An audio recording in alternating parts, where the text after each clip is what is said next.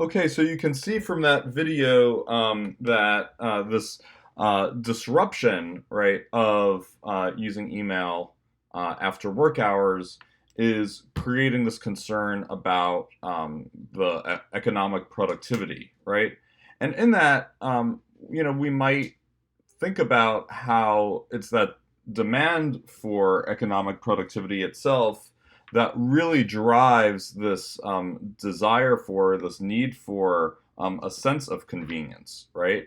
That if we're not able to work at all hours, or if we're not able to order products, like in the Amazon video, on a whim, that this could have severe economic consequences. And so this privileging of convenience, as Slack and Wise note, that happens around the time that we begin to see the development of modern capitalism. It should really come as no surprise that these two things are really interlinked.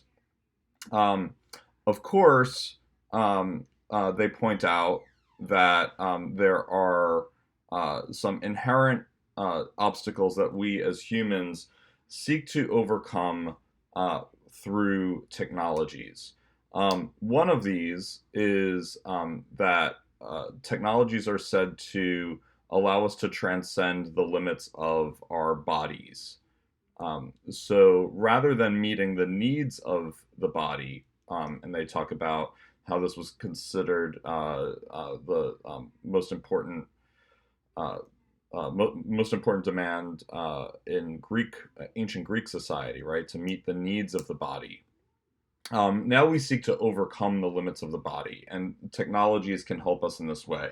If we think about uh, flight, right, the ability to fly, this is not something that is naturally human, but it's something that we've kind of always dreamed about as people, that we would be able to have these extra abilities and powers that we don't naturally have, and technologies have allowed us to at least approximate or overcome some of those limits.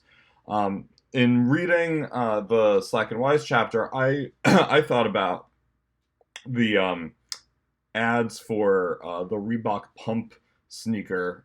This might be a bit dated, but in the 80s, early 90s, there was a really popular basketball shoe called the Reebok Pump.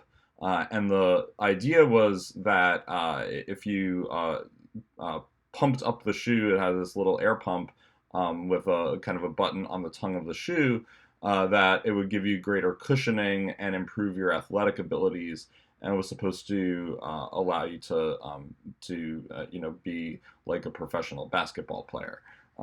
So I'll just watch this quick video here. We set out to make a better basketball shoe, and I think we did.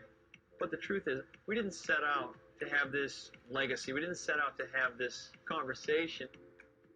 In 1989, I helped bring the Reebok Pump to life.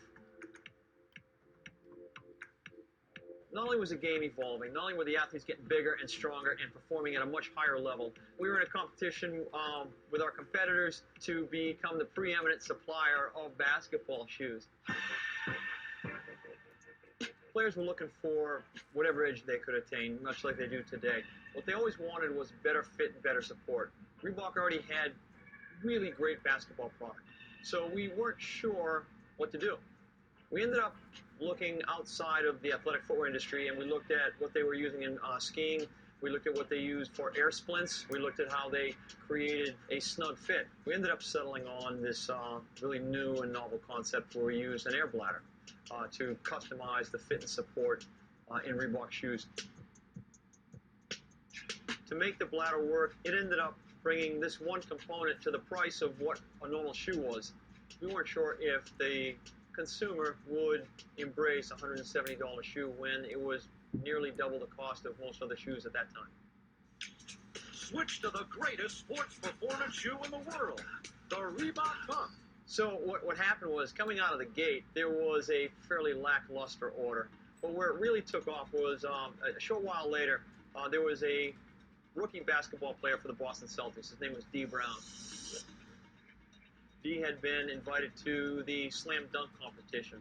He was not expected to be a contender to win the slam dunk competition. When he went to do his dunks, before every dunk, he bent over and pumped up his shoes. And in that moment, D. Brown changed the pump to being something that was in a whole different realm. It was a different kind of product, and it became kind of legendary right there. He did a no-look slam dunk that kind of wowed the crowd, and it worked out real well for D, and that definitely changed the game.